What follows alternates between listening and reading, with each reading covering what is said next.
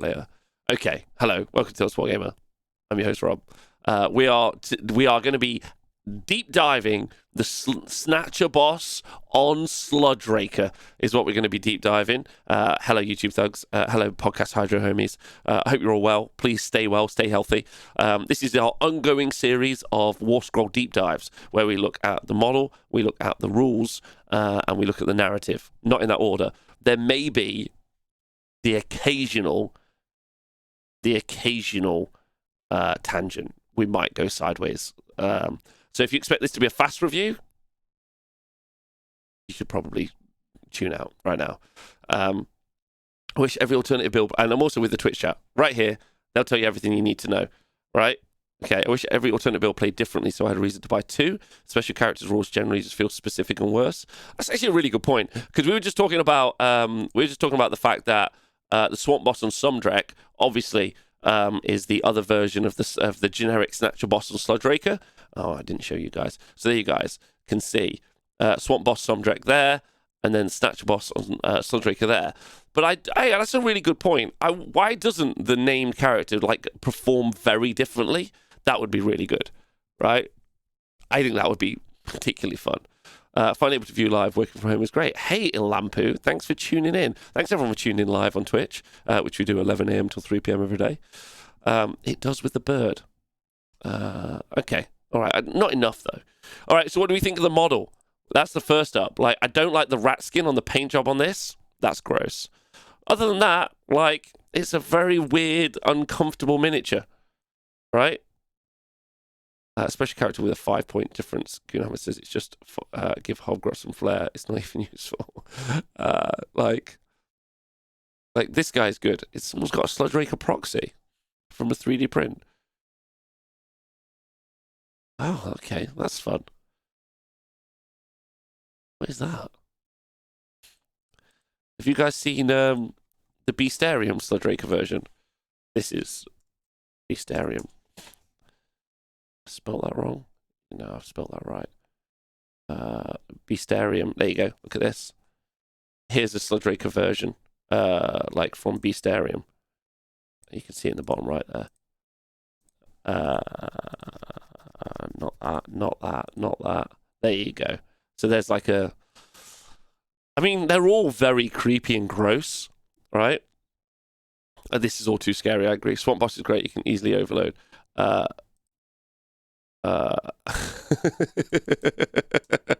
Okay, amazing.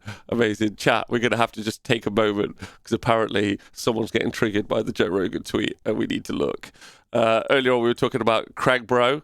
Didn't you have herd immunity? That seems pretty harsh. Doesn't seem to be.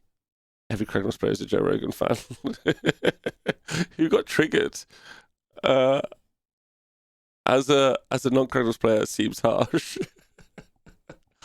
No one's giving me any sass. This is fine. No one's fine. Everyone's fine about it. It's not a problem at all. Calling it divisive nonsense. No one said that. Is that true? Herd immunity. This is the horse team. Divisive nonsense. Just what we need more in this space. Oh my god. Jesus Christ. Oh my god. Okay, anyway. The person who said more does.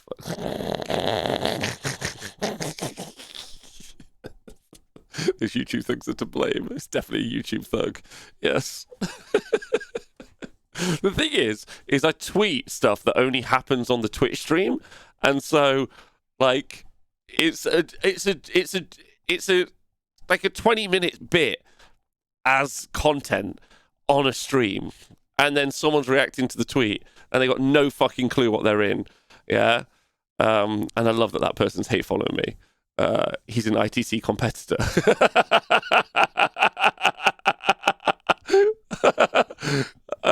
Is he? It doesn't matter. Anyway, right, let's get back to this because this is what I want to do. And the YouTube thugs are already like, why are you doing this in the middle of a review? It's because I have ADHD, right? And if you don't like it, YouTube thug, then you actually are being a problem right now. Anyway, the miniature. Isn't everyone that's been a tournament an ITC competitor? That's true. I like this mini, right? Like, I need to know what the lore is. Yeah. Ideal hippo proxy for the Mire Brute. Oh my god. I don't know if you can improve on the Mire Brute Troggoth, though. Like, I love hippos, and that's a good mini, right? He's got some fur. He's got some sweet-ass ground-out molars. That guy's got more molars than I've got. Like, it's good, but I just don't think you can improve on the Mire Brute. I think he's basically a perfect miniature. Like, he's flawless. Got the scare shield, like, belly plate. I just don't think you can do better. Like, I'm all for 3D printing stuff, as you guys know, right? Honestly. Like, and I get that if you wanted to do a bunch of Mire Brutes, you would want some different poses. So I get that too. So maybe you would 3D print some other stuff. But as a one-off, if you're just doing a one-off, I don't know if you can beat this, right? See, if you chop all the chains and cages off the Sludgeraker, it's a bit small. That's interesting. If we're looking at the actual Sludgeraker as a miniature, is it a bit small? Yeah, I guess it is. What size base is it on? Interesting. Interesting. I guess it is a bit small. Like, it's quite important. I guess, like, I don't know. Like, would you want to make it, like, bigger? Sometimes we have Admit Games which have made a great job of mini. Like, listen, I got no problem with admitting they make great minis. Like, I'm all into that. Like, I could also just say sometimes I don't like the minis, and that makes people very upset. If you're like, I don't like that mini, they're like, what did you say? How dare you? Yeah, the guy on foot as well. I want to 3D print some maracas for my Trog boy. What, this guy with some maracas is great. I just want him flinging poo. That's what I want now. I want him projectile doing poo, which is the last video if you guys want to go check it out. Anyway, all right, we need the story. We need the story for the Mire Brute Troggoth. Yeah? So, no, not the Mire Brute Troggoth, the Sludgeraker. Okay? And thank you to the Twitch chat for providing us with the story. So as you can see here. So, this is Scumdrek. We don't want to do Scumdrek. Has anyone got just the Sludgeraker, or have we not got that? Is it just Scumdrek? Previous page, Rob. Thanks, chat. Thanks, chat. Love you. Where is it? Previous page. Yes. Yes. Let's go. Right, Snatchaboss and Sludgerakers. Okay, all right. I love the story. All right, you're so good. Each Git Snatcher tribe. Can you play the Git Snatcher tribe? Please, real question. Please, real question. Can you play a Git Snatcher tribe? That's the real question. Is that one of the 3 tribes that you're able to play in... Oh, fuck! I don't understand. Like, it's all flavor on. Like, so this is the second war scroll we've looked at where they start off with telling me there's a tribe I could play, and there's no tribe. Okay, it's all right. Based on Age of Sigmar third books, the books would be the rules would be trash anyway, so it doesn't matter. Each Git Snatcher tribe. So what? Wait, they would steal Gits. I'm so interested now. Do they steal Gits? What, to work for them? To eat them? Okay. I wish it was Beast Breakers and Git Snatchers subfactions. Snatcher bosses are also known as Europeans in the 16th century. Sassy Matt. The cruelest and most cunning of the lot. But they're ruled over by a Snatchaboss. Most cunning of the lot. This is why I think there's definitely another book. There's definitely another book. Because, like, they kind of don't seem to make any sense. Like, the last one was, like, the Beast Breakers. And I'm like, well, where are the rest of the Beast Breakers? It doesn't matter. Anyway, these repugnant individuals, rude, get their way through their intimidating reputation, bolstered by terrifyingly inventive acts of revenge. Oh, pay bitches. I love that. Should a Snatchaboss be truly angered, he will turn every waking hour towards the demise of the one who riled him. Oh my god. The Twitch chat is Sludgerakers. Should a Snatchaboss be truly angered, he will turn over. Oh yeah, I've done that. Though it might take months before the coup is launched, such a rival might find himself waking up from a toxin-induced torpor.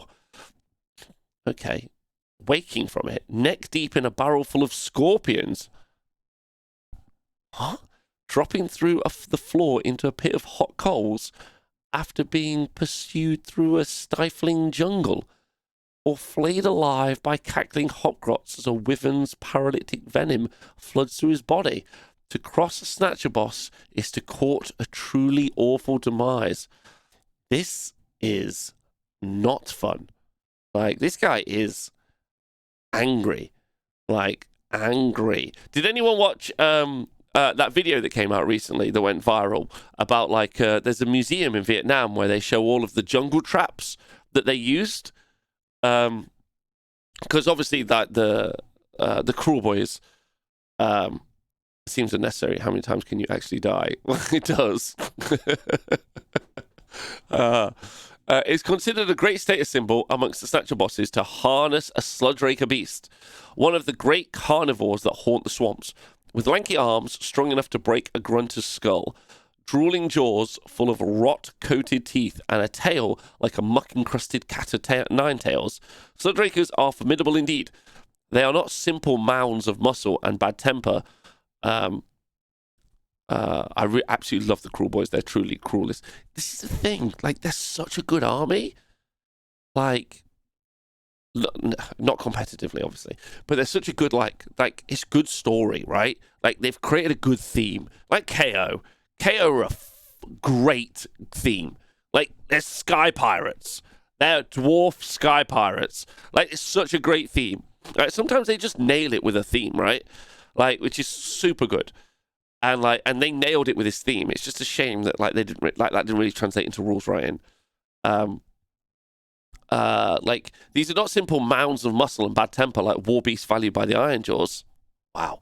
But stealthy ambush predators that know how to instinctively when to submerge beneath the swamp scum as they stalk their prey, and how to level a single strike before withdrawing in the knowledge of that wound will swiftly become infected and ultimately bring their victim down without any further exertion on their part. Wow. Deepkin are also a good theme. Like, most of the AOS 3 stuff has been a good theme, right? I don't think Fireslayer is that good a theme, truthfully. I know we joke about Path of Glory, but this is why I'm playing them in Path of Glory. Narrative, enamored by them. Yeah, 100% agree. Kruleboyz are creepy, yeah. Sludgerakers are also known to keep upwind of their quarry so that their scent does not betray them, which is just as well, for they have a truly eye-watering stench. This is mainly caused by the greasy, oily secretion they exude, make it hard for other creatures to grapple them. I love that all of the army is slippy. Like, they described the actual kruleboyz as being slippy earlier as well. Like, why are they all, like, sneaky, stealthy, predators, bright red shields?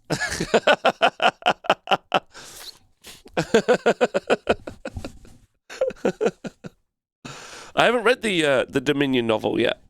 Do you think it's good? Hey, Bobbin! Stalk you through the tall grass, lure you into town where you find all the townsfolk wrapped in a bloody mass in Tara's Bay. That's word. Like an oiled up 80s action hero. They are like an oiled up 80s action hero. Good conversion there. So Drakers also know how to keep up when the quote. We've done that, okay. Where is it? This is mainly caused by the greasy, oily secretion exclude. But it's also down to their habit of eating all manner of slimy, repulsive swamp beasts, yet never cleansing themselves in any way. So disgusting are these beasts that the git snatchers will wipe their blades on a Sludgeraker's belly before battle. Can't play them in the game. The rotting mark there is so noxious it will leave a nasty infection with the merest scratch. Only the most stalwart kruleboyz can stand the presence of a Sludgeraker Beast for long. To ride one to battle is to show that you are a stronger stomach indeed, and prize power far more than comfort. Pity those captives grabbed by the Snatchaboss and forced into the crow's cage hanging from the Sludgeraker's yoke-like mantle. For not only that can't help with stealth.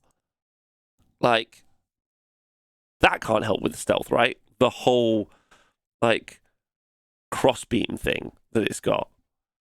Can it? Rob, they are sneaky and quick. That's why they are red. Thank you. I appreciate that, Ziggy.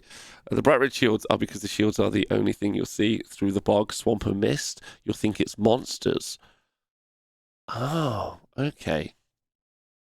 None of this is good for stealth.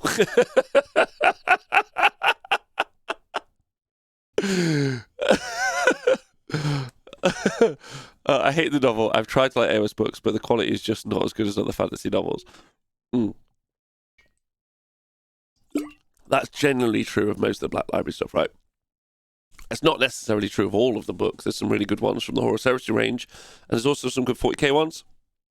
Not 100% certain on the Age of Sigmar ones at the moment, but generally fantasies are particularly good. Like, there are some incredible fantasy books. Like, I often say to myself, I should start reading some AOS lore from the books, and I'm like, dude, why would I read that when I could read, like, Raymond D. Feist, right? Do you know what I mean? I just don't understand it. Why would I, Peter Hamilton has released a book this year. I haven't read it yet. Peter F. Hamilton. Why wouldn't I read that? Like, well, last year, sorry. Like, why wouldn't I read that? I'm not going to read, like, whatever they paid the lowest, like, author, the lowest paid author they could find to produce some content. Like, I'm just not into it.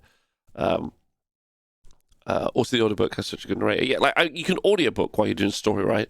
Although my favorite audiobook, has anyone done the Bobverse?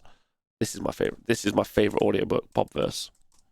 You should definitely do this as an audiobook. Yeah, these. We Are Legion. Where is it? Yeah. So you just want to do We Are Bob. So go look at go listen to the Bobverse. I know that's sci-fi, but that's my favorite audiobook to date so far. Just because it was really good. The AOS Law has tons. So this is Rob cancelling book club. No, I'm still doing book club. We're still doing book club next month. Don't worry. Book club is still in effect. I wonder why they don't do the build your own stuff action like they're doing 40k so you can play your Git Snatchers or whatever. That's a good point. Yeah. They do allow the authors to be known. That's true. Listen to Aragon, The Way of Kings audiobooks is awesome. Okay, good. All right, let's go back to this because I don't know where we're at. No, this one. Thanks, chat. Although we saw kruleboyz can stand present Sludgeraker Beast for long, to ride one to battle is to show that you're strong of stomach indeed. Pick those captives. Close proximity, the most foul-smelling beast in the Amber Realm swamps, but also the cackling boss's vivid description of the fate that lies in store for them at Journey's End. Okay. A Vanguard Raptor. What are you doing in here? Sigmar's bones, but those creatures stink. They like it that way too. You can see it in their eyes as their rotten teeth glint and the claws drag through filth. This is their beast smell even worse. Shoot them in the hero phase, shoot them in the shooting phase. That'll deal with them. Vanguard Raptor, Canestra. Thanks for the little quote. Okay. What do we think of the story? I mean, pretty cool, right? Like, the alligator, like, they just stink. That's what we're saying. They smell. We can't play the Git Snatchers, and they're very vindictive. They're very vindictive. They're like guerrilla fighters from the swamps. The Snatchaboss, in particular, sounds pissy. Like, that bit where it's like, oh, if someone crosses them, they'll do, like, the most evil stuff to them. Yeah, they're very vindictive. That's very true. Yeah, we are Napgod. Reigniting my passion for kruleboyz. No information about how or why they rake Mark 0 out of 10. I think it's meant to be the sludge that's on top of the swamp and they rake through it. The Git Snatchers are the crew of the Slogoth. It doesn't say that. Each Git Snatcher tribe. It says that at the top. Each Git Snatcher tribe. Yeah. We can't play it. A little off topic. When I see your background, when does the national teams public their lists? Not for ages. Tristano. Not for ages and ages. Not for ages and ages. Like, so my background picture is AOS Worlds. There's so much more to happen before the lists go public. Like, or they even submit their lists. They haven't submitted their list yet at all. Okay. All right, let's go look at the actual rules for the Snatchaboss. So we're going to go find our rules on warpedia.ru. That's a great way to find your rules. Which are it's like a digital version of the book that you obviously have bought ahead of time. So, Snatchaboss or Sludgeraker Beast.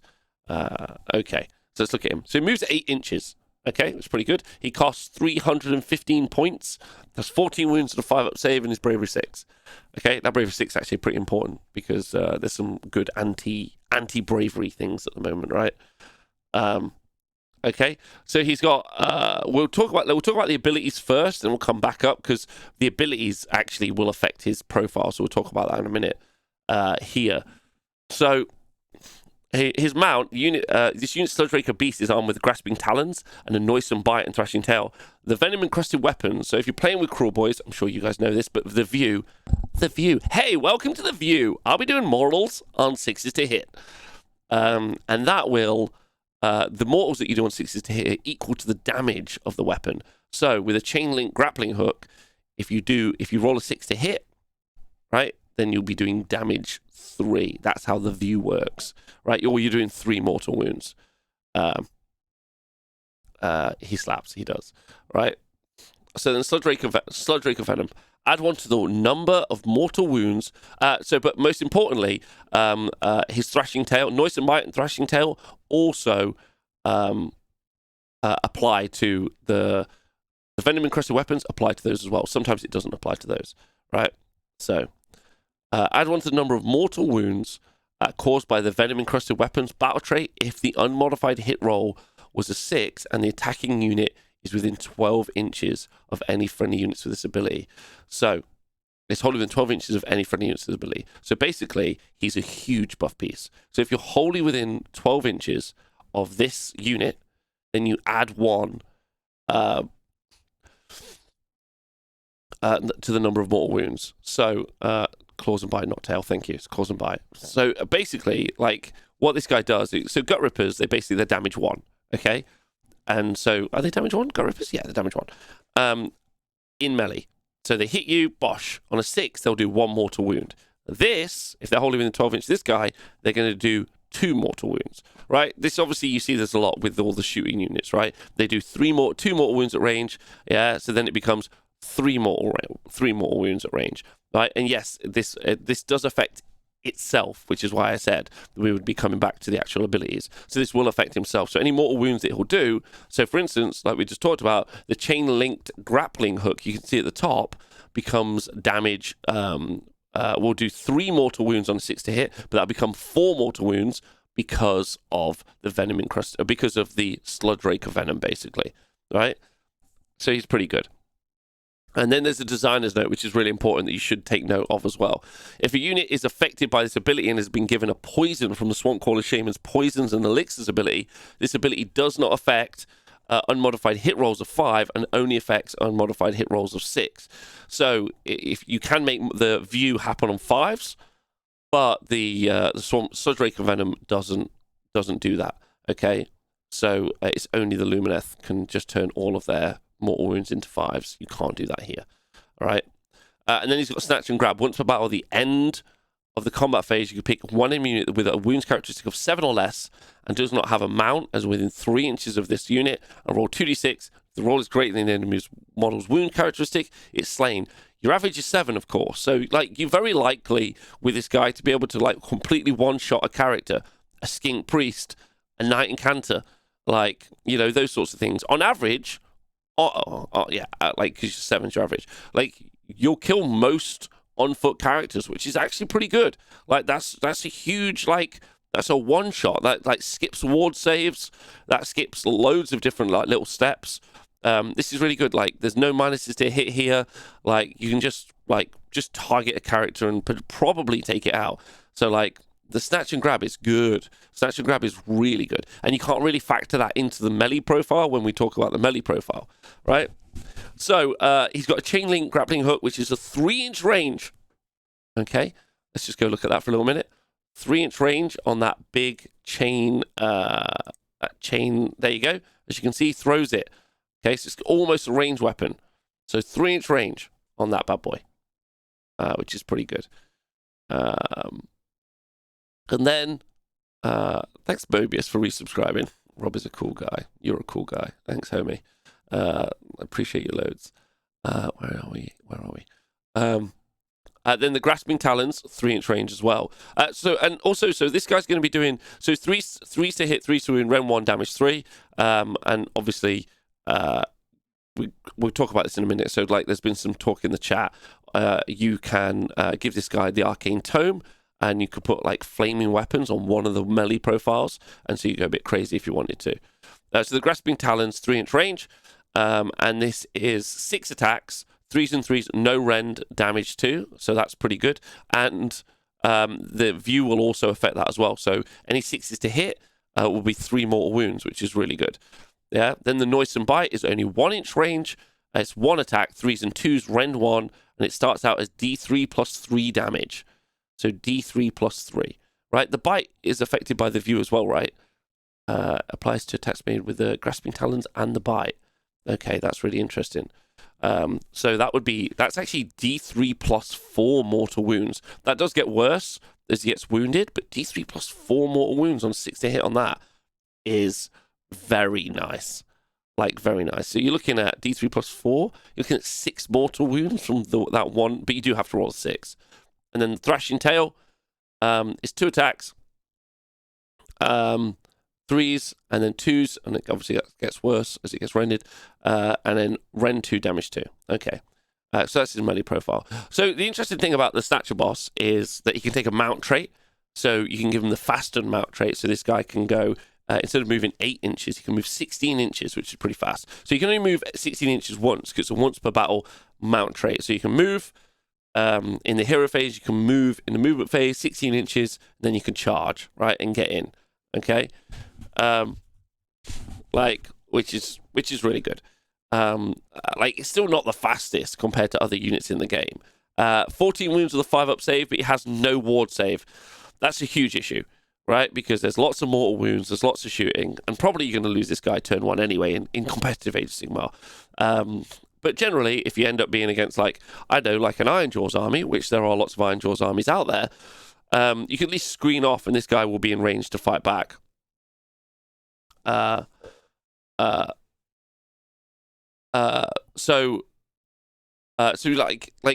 survivability isn't strong, especially for 315 points, because for 315 points you can get the Frostheart Phoenix. Now the Frostheart Phoenix isn't as outputty as the Snatchaboss and Sludgeraker Beast, but it's faster, it has a -1 to wound aura, and it has a 4-up ward save, right? And it's still 315 points in comparison. So, and that thing is twice as survivable because it has a 4-up ward save, right, for the same points cost. I know you're asking yourself, Rob, it's crazy that Frostheart Phoenix has got a 4-up ward save. I'm like, I know. I absolutely know. Not ever going to recover this guy either. Yeah.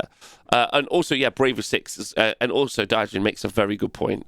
You're also, heroic recovery is also not going to affect this unit particularly much because the bravery is quite low, right? So you're very unlikely to be able to heroically recover this guy either. So that 14 wounds is going to drop pretty quick. There also isn't very much healing inside the kruleboyz book either. So generally, this guy is like a one-shot for 315, which I think is the problem. You could have the Egomaniac. Of course, you can have the Egomaniac command trait on him, so he's got a 5-up ward. I quite like that. It's not a 5-up ward. It basically, you pass wounds off to a unit within 3, maybe an inch. It could be 3. So it effectively has a 5-up ward. Could be a funny ally for Sons, though, says Lindry. Could be. But basically, he's like... but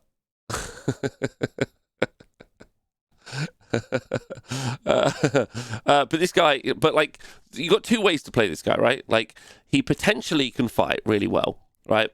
But if you're trying to make this guy go forward and fight like something like a Mega Boss or Maw Crusher, which has a 36-inch range, it doesn't do the same job, right? It doesn't do the same job as a Ghoul King or Terrorgeist.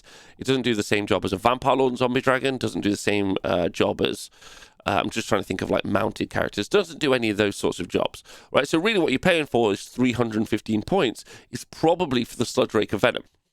You're paying for the ability to do the additional mortal wounds on top, right? And that's it. And then if your opponents get close to your army, if they get close to your units that you're using to buff, probably Bolt Boys, but could be, it probably won't be Gut Rippers, but could be, then truthfully, this guy will be able to fight back, right, and hit into the unit that's fighting you. So we've looked at the output here, and we compared this earlier when we did the Maya Brute Trog boss, right? Thank you. Yeah, sorry, Egomaniac's a 4+. Thank you. 4 up ward if you take Egomaniac as the command trait. Maybe that's what you do. Maybe if you take, the Egomaniac command trait, give him a 4 up ward, and then he's just a buff piece for 315. That's a lot of points. A good comparison for this guy is probably the Hurricanum. So the Celestial Hurricanum. But for the Celestial Hurricanum, you get a wizard, you get a +1 to hit aura, you get +1 to cast aura, and you also have a pretty amazing shooting attack for the. That's actually probably the right comparison. Yeah, that's probably the right comparison. The Hurricanum. Like, that's probably the right thing to compare it to. And the Hurricanum's 230 points. 11 wins with a 4-up stave. In fact, actually, I probably think this is a direct comparison. And so this guy is, and so that's 85 points difference. I would probably say that it feels like, if you're comparing it to a Hurricanum, it feels like the Sludgeraker is overcosted by... I mean, he's the same price as a Frostart Phoenix. He's not as good as a Frostart Phoenix. Not remotely as good as a Frostart Phoenix. Even though you can't compare them necessarily like straight to straight, because obviously the Phoenix is a debuff piece that's survivable, and the Sludgeraker is like a damage increase piece. So like it's not quite the same. I understand that, but I would definitely think this guy could be like cheaper by 50 to 60 points. I'd be tempted to just put him at the same price as the Hurricanum, right? Because it's still really slow with that 8-inch move. And then you can compare it to a Bloodthirster. You'll be like, oh, it's too much output. It's way too much output. And if you compare it to Bloodthirster, which never sees competitive play, has similar movement problems, they're 280 for a Boom Thirster. So you could at least make this guy down to 280 if you wanted to. It seems fine.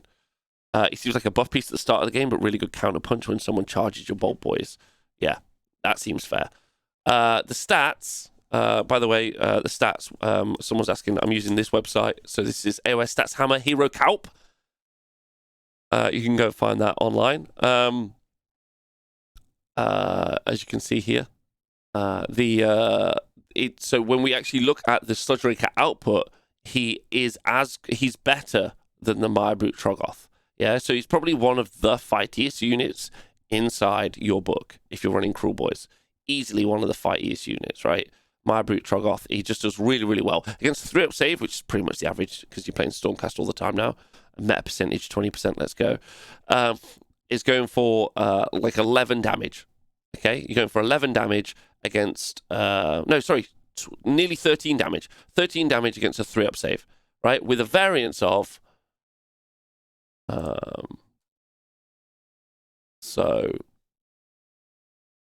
Sludgeraker. With a variance of 5, right? So somewhere between 8 and 18 damage. Somewhere between 8 and 18 damage with this. So that won't kill our unit of Vandactors, so our Vindicators, at the lower end, but it would then it comfortably kills monsters at the higher end, right? So, I wouldn't. Maybe you could go into a Night Draconis, but the big problem's that movement, right? That's the big problem. The movement, that 8-inch move. He just is. He can't be a combat character.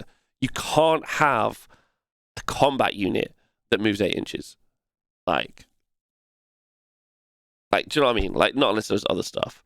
How much would you pay for an AoE 1 mortal wound on 60 tier on an army? I don't know.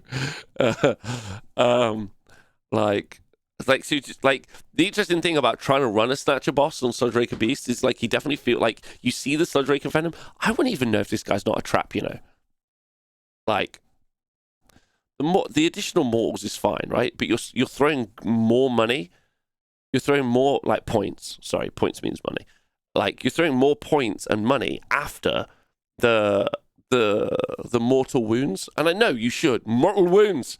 I know you should always try and like absolutely min-max your output, right? But it's 315 points. Like, it's kind of the conversation about Morathi and the Bow Snakes plus, like, so there's two, like, Daughters of Cain lists that you can run. There's Morathi and the Bow Snakes, and then there's Bow Snakes and the Bow Snakes. And the idea is, with the Bow Snakes and the Bow Snakes, is you get more board control, you get more units on the board, like,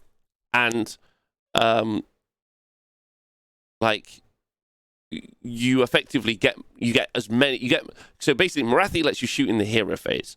Okay, more Bow Snakes just means you get more shots in the shooting phase, right? And then when Morathi dies, you just get more shots, right? So I don't know, like, the output's fantastic inside of the book. And I could definitely see taking one, maybe I could see taking several, right? Like, you could take more than one, especially because you've got some okay command traits, you've got some good artifacts. It's not a wizard, which is a bit of a problem, but you could give it the Arcane Tome, give it flaming weapons, and then it'll be even better. But then you're throwing away your artifact choice to try and buff up his output. And we've already established that because of the movement, he's not an output piece, right? The points is a killer. Good comparison with other units. If he was 260, he would be he would be good. But if in general things are a bit cheaper, you'd be able to diversify. Yeah.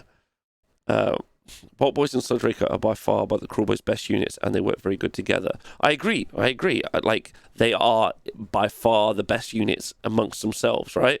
But I don't know if it's not like at least a trap, or if you don't like. The thing is you want to do two things. It's what's so interesting about war scrolls, right? That's why when a war scroll has one rule, you're like, get out. Like, two things. One, you want to do two things with this. You want to buff the units around you because of the Sludgeraker Venom, right? And you want to fight because he's got great output inside your army. So you're trying to achieve two things. And those two things don't necessarily go well together because you're already, I mean, he's 315 points. So it's a portion of your army, right? You know, it's 15% of your army before you get started. So maybe the way to unpick, I mean, and again, obviously it doesn't matter because the long strikes will just shoot him to death. But like, maybe there's a way to play around it where you just ignore the Sludgeraker Venom. That just isn't an element that you think about, right? Because obviously just having this guy buff the Boltboyz, but we already know the Boltboyz lose, like, considerably. Lots of people have tried the Boltboyz list out at competitive events and it doesn't work. So you're gonna have to think about a way to reskin how this works, and maybe like using sneaky tricks and dirty tactics.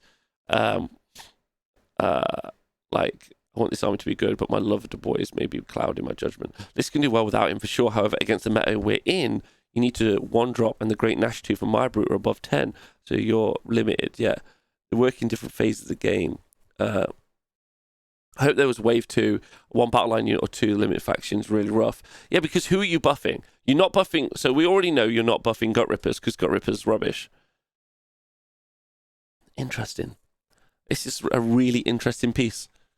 Because actually, like, if you built an army around doing something else, does this guy even fit in at 315 points?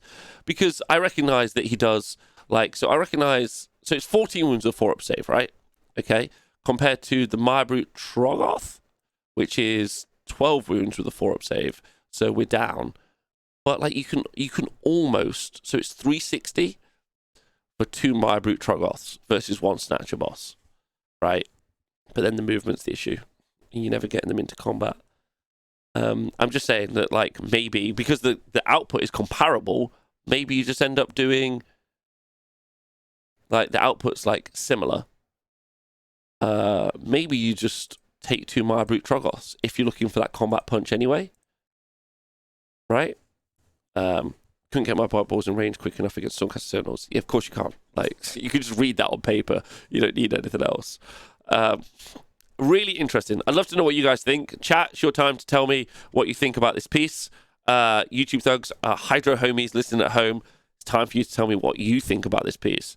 I think it's super interesting because I don't necessarily know, like I'm really torn about thinking about this unit of the rest of the army, because I don't know if this thing works in the way that we think it works, or if it even works at all.